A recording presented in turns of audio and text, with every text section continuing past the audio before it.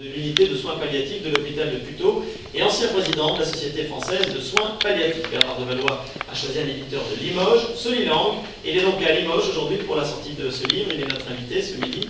Bonjour, merci d'être avec nous. Bonjour. Alors à cette question, peut-on vraiment choisir sa mort? Quelle est votre réponse? La réponse, c'est avant tout un point d'interrogation. Chacun y met une réponse et peut-être après la lecture du livre, chacun y mettra peut-être une réponse différente.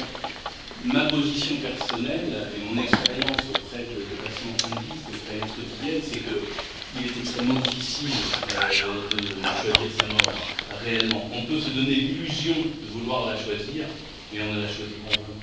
Alors est-ce que vous êtes de ceux qui sont favorables à l'euthanasie ou est-ce que vous considérez aujourd'hui que la loi Leonetti, adoptée en 2005, est suffisante et répond aux situations qu'on rencontre dans les unités de soins palliatifs? Alors, clairement, je fais partie des gens qui pensent qu'aujourd'hui, la loi française, la loi dite Leonetti d'avril 2005, est la loi la plus progressiste du monde et qu'elle est bien plus tournée vers l'avenir que les lois, par exemple, de Hollande ou de Belgique, qui elles sont finalement des lois du passé. C'est une des conclusions de mon bouquin, c'est de dire rendez-vous dans 10 ans et nous verrons qu'une majorité de pays, à la fois en Europe, on parlait de l'Europe, et dans le monde, se seront calqués sur cette loi qui est une loi du pays des Lumières, la France, et que c'est ça le progrès aujourd'hui, c'est d'être solidaire avec celui qui meurt, c'est d'être solidaire avec celui qui accompagne celui qui meurt, et qu'on ne supprime pas la souffrance en supprimant celui qui souffre.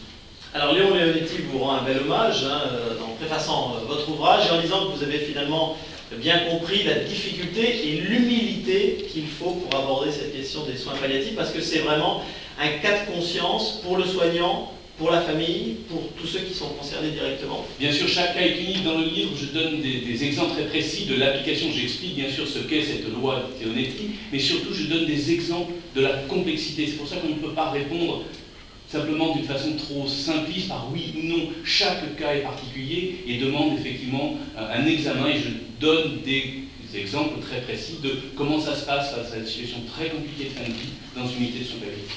Alors, ce livre-là, à qui s'adresse-t-il? Parce que vous mettez repères pour les citoyens et ceux qui les soignent. Mais il s'adresse plutôt à qui? Plutôt aux médecins qui ont parfois à prendre la décision, ou plutôt aux familles? Il s'adresse aux deux. D'abord, cette dimension citoyenne est très importante. Il ne s'agit pas de confisquer ce débat par les professionnels de santé. Donc c'est pour ça que la notion de citoyenneté nous est très chère.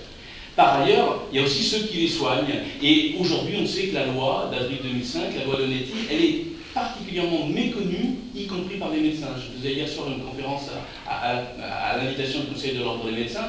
Nous mettions d'accord sur le fait que probablement plus de 9 médecins sur 10 aujourd'hui ignorent cette loi. Donc bien sûr, tous les professionnels de santé trouveront des choses intéressantes dans ce bouquin, mais nous tous, citoyens, qui sommes finalement des malades potentiels, eh bien, nous avons intérêt à mieux connaître nos droits et donc à savoir ce que la loi nous autorise à faire en matière de choix autour des questions de fin de vie. Alors dans cette région du Limousin, à Gers, la question de la fin de vie et dans de bonne qualité, le plus longtemps possible, se pose de façon plus aiguë qu'ailleurs. Est-ce que vous avez le sentiment qu'aujourd'hui, dans les unités de soins palliatifs, les moyens médicaux sont suffisants?